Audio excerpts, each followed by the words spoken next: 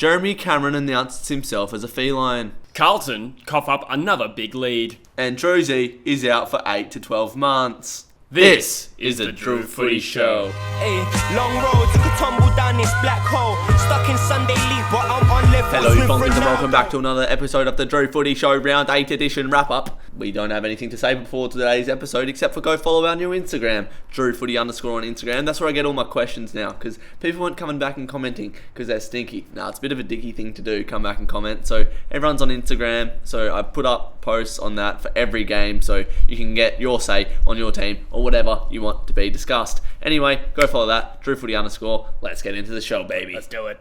Geelong vs Richmond was the Friday night game. I streamed this on my channel. Big swing of events in that second half. It was like bloody someone spiked the drinks at half time in Richmond's locker room, mate, because they just went spazebo. Sounds like a fun time. All Geelong's forwards kicked big bags. Cameron announced himself as a feline, as I said in the intro, one of his best games, if not his best game for Geelong. Tom Hawkins and Gary Rohan were also massive. All combined for 15 goals altogether. Wow, that's wet. And compared to the week before where they couldn't kick straight, polar opposite, mate. So potentially Geelong have announced themselves back in the premiership mix after beating Richmond, who the week before beat the bloody Bulldogs. So I don't know where anyone sits at the moment, to be honest. It does go to show that it's a long season, and early season form doesn't count for a lot as long as you're not dropping games. And one thing Geelong didn't do while they were playing pretty average was drop too many games, and they're now, I think, third on the ladder, when their percentage is looking fat with a PH. Fat. Geelong, you are the winners of the week. We got a question from our homie JJ_ERTL7. Do the Tigers still have a point to prove in 2021? Beating the Bulldogs and losing to Geelong. This is what I sort of alluded to. Like, where are Richmond in this picture? You know, they beat the Bulldogs, the red hot bloody Bulldogs, and then they lose to Geelong, who have been stinky early season. So, I don't know. What do you make of Richmond? Yeah, it's hard to say. I mean, I think you're a fool for discounting them, considering, as we always say, they've won their flags from similar positions every time, and they really prime themselves in the second half of the year. Whether they have a point to prove, I'm not too sure. I think they've proven themselves as a great team of the modern era. The one thing they haven't achieved is a three-peat, though. So as far as I'm concerned, in terms of the legacy, there's still plenty to play for. I can't imagine they're too demotivated. Maybe they're a little bit complacent, though. Yeah, maybe we just don't talk about Richmond until like the last couple rounds, because they'll be there, and they'll be right in the premiership picture at the end of the season. The first game of the Saturday was probably the hardest game to choose who would win that round. It was Gold Coast and St Kilda up at Metricon, and a rivalry is brewing, some would say there, Jesse. You could say that. Video coming soon. Every fixture for the last 4 or 5 games have been really close between these two teams, and this game was the same. St Kilda just run away with it in the end after a hard slog, and then they played football. Out. Yeah, but tensions were fiery here at Metricon as well. Big scrap at half-time. So these teams obviously don't like each other. But yeah, St Kilda, I think the class just showed, and they're sort of getting back into form as well, the Saints. Yeah, I think it was the last 4 meetings before this one was all under a goal. St Kilda won them all. And then again, this one was 9 points. St Kilda won it again. So yeah, it is a tense rivalry. Obviously, St Kilda have been the better side over the stretch. But obviously, Gold Coast has lived for this contest, it seems. So we've got a question here from Legend Ace 2K21. And he says, could Saints get the 8th spot? I think they're good enough to play finals in terms of what they're capable of producing. The problem is, as we've said on several videos now, that top 8 is so competitive. We got 7 teams in there. You probably couldn't discount. You got your Geelong, Melbourne, Bulldogs, Port, Brisbane, West Coast and Richmond, who, you'd be brave to tip against any of them missing that finals. That leaves an 8th spot, which is, Sydney are currently in the top 8, and you'd have to say on what we've demonstrated so far, Sydney have been far better. So I actually think if Gold Coast had dropped that game, it would have ruled their finals out of the picture. Yeah. They've lived to fight another day, but I think it's an uphill battle. Yeah, it's going to be a tough spot to grab that 8th spot, but I think a multitude of teams can get it. So Definitely. We'll see. GWS have been looking good, and they played Essendon in a very high-scoring, close affair. Essendon kicked a goal late, but left it too late, got the ball in their 50, and then the siren went. So, unfortunate there for the Bombers. But GWS have been looking good. And I tell you what, Essendon are actually looking pretty decent as well. To compete away to GWS, have a big win on Anzac Day. We've got Essendon next week, Freo, and we haven't beaten them there since 2010. So, I'm sort of shitting my pants a bit. Is that what that is? Yeah, I believe Essendon have lost games this year by 1, 2 and 3 points, and it was a couple of those, particularly that Hawthorn game in round 1, they led by 40, they shouldn't have dropped. Imagine if they had pinched all 3 of those results, the ladder would look completely different. They'd be right in the mix. That first loss to Hawthorn's been their most disappointing, I'd say, but Essendon are probably on the same level to Freo almost. I don't know, we're around the same mark. So playing away to Essendon, this is a big fixture for Freo just to see where we're at. If we lose, this is, I don't know, this will make me depresso espresso, as they say in Margarita. What? In Margarita? I was trying to think of Spanish city. It's a dream. I know.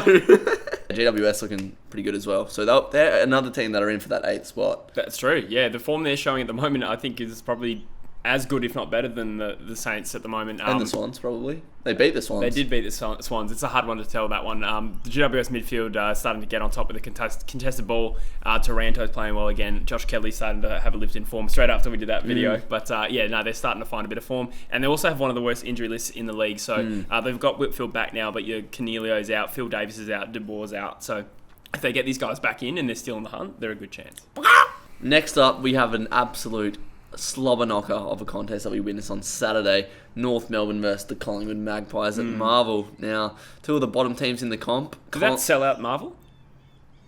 Come on. No, it didn't. No, it didn't. Yeah, Collingwood just desperately needed to win this game. I was almost tempted to tip the Roos because they're going to win at some point. But I tipped the Pies, and luckily so, because they got the win by, I think, 3 to 4 goals in the end. Yeah. The Goey back into form, as Mitchie Ryan alluded to, and Kev's Magpies also messaged me saying that Darcy Moore needs to play in the back line because he was back into the form that we know he can play in. North are the losers of the week, so yeah, I think it's fair to say losers on the basis that they haven't won. Yeah, well, they lose every week, so how do you decipher it? But I think what the reason they're the losers this week is because this was their opportunity to pinch a win after 7 straight losses against Collingwood, who are kind of down and out, having their own losing streak as well, and they were the second last place side as well, so missed opportunity there. Got Hawthorn this week in Tassie. Do they have a chance? They certainly have a chance because Hawthorn are no giants, so to speak. Yeah. But I think in Tasmania, Hawks will have them. I also streamed Melbourne versus Sydney this weekend with Jesse, and we had a good time. This was a very intense matchup. It was very hot footy the whole game. Sydney come out firing, and they were playing with an intensity that maybe Melbourne haven't really played against so far. I don't know, probably wasn't Melbourne's best performance, I think that's fair to say. Just because they couldn't impose their game for 4 quarters, which they did against Geelong and Richmond. But yeah, 2 games now where they've come from behind to win. So, these are good results that Melbourne are stacking up together, and to do it coming from behind against a team like Sydney, who have beaten great sides. Pat on the back to Melbourne, and they're still undefeated, 8-0. Tell you who impressed me in this game. Tom McDonald. So yeah, Tommy McDonald in this forward line with Fritsch and fucking Ben Brown. He stood up. He was on death's bed just about last year. He got dropped. He was in and out of the side. One of the biggest games off the season for Melbourne, needing a win just to keep the momentum going. And he looks like a reinvigorated player, young Tom McDonald. So good on him. Good on you, McDonald. Nice one. We do have a question about the Swans, who fought valiantly as they do each week. And he said, Swans competing well at this stage? Yes, they are. When do you think they will be the real deal? That's from Dakota Carter. In terms of being the real deal long term, I think give it a couple of years, Sydney will be right in that top 4 mix. For them to compete with the teams that they're competing with week in, week out, they haven't really been blown out of the water except against Gold Coast, blipping the radar. Everyone gets to the side. Blown away by Gold Coast. Yeah. They've competed with the best sides, and they're such a young side as well. So when will they be the real deal long term? Yeah, 4 or 5 years, they'll be right in the mix. This season, I think they've proven themselves already, the teams that they've beaten, and they're competing every week. They're not having weeks off like teams like Freo do, and even West Coast to a degree as well.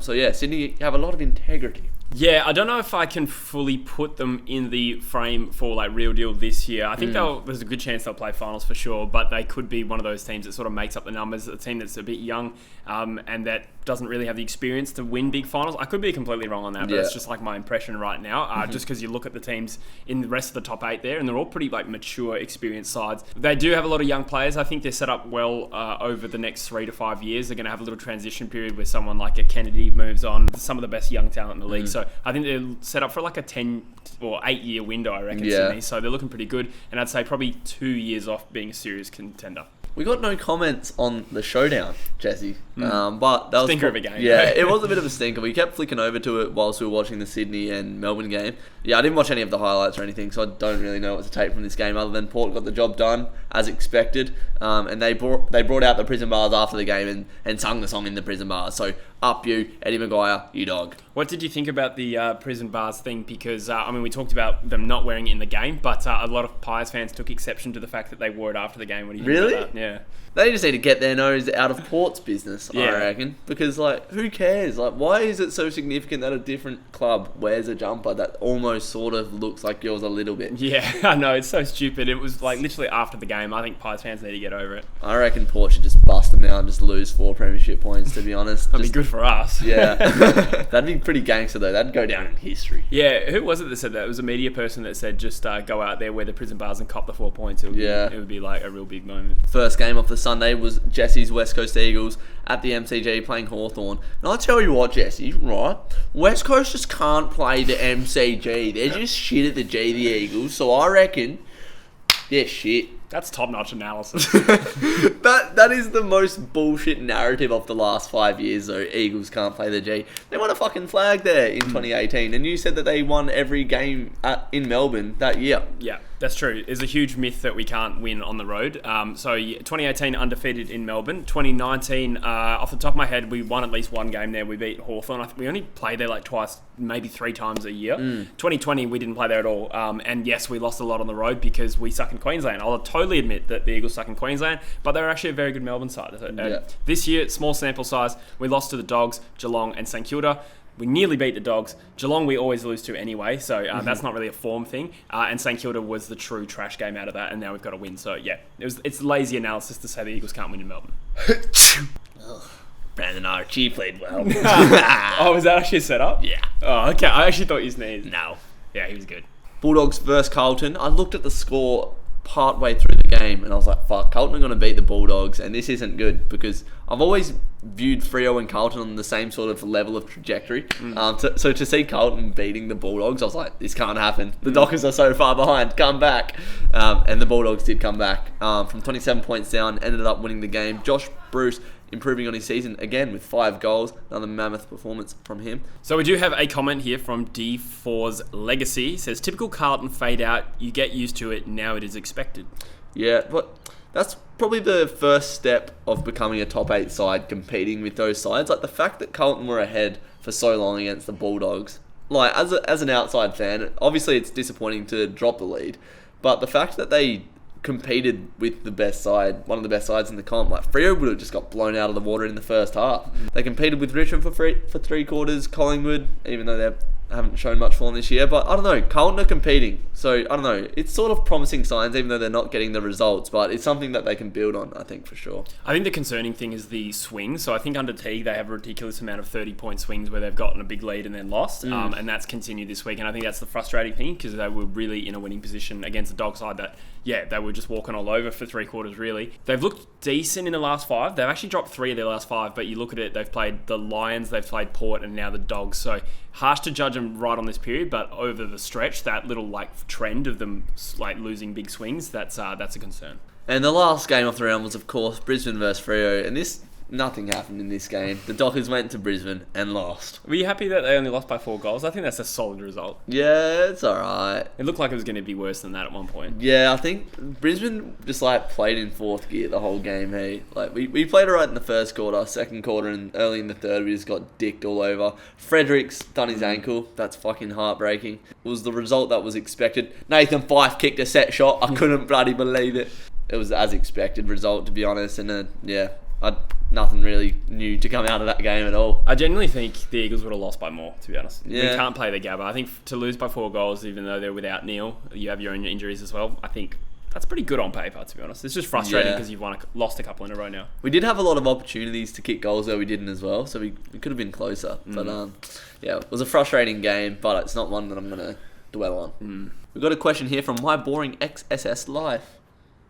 Having fun, buddy. Are Freo's finals chance to be a borderline finals contender over after 2 big losses in a row? Yes. Really? No, yeah. I think they're still probably the bottom part of that pack who could maybe take that 8th spot. I wouldn't bet on it. Yeah. I don't think losing to West Coast and Brisbane in consecutive weeks really matters. You've got to look at a bigger picture. Essendon versus Fremantle this week, I think if Essendon beat Fremantle, then you think where Fremantle going to generate the wins. But if they have a surprise win, I think they're in touching distance without being a favourite. I think you summed it up well. That pack that could almost go into that 8th spot. Sydney, GWS, St Kilda, Freo. Yeah, that's probably the 4 I would say. Then you got like Essendon and Gold Coast. I think maybe a step down. The reason I have Essendon behind is because they just don't play a full season. Yeah. Like so many sides don't. But Essendon's top form is capable, but over the course of the year, I don't see it. That's going to wrap up this episode of the DrewFooty Show. Thank you for watching. I hope you enjoyed it. I don't know why I sound robotic. James Robot. Feed me clearances. Feed me contested possessions.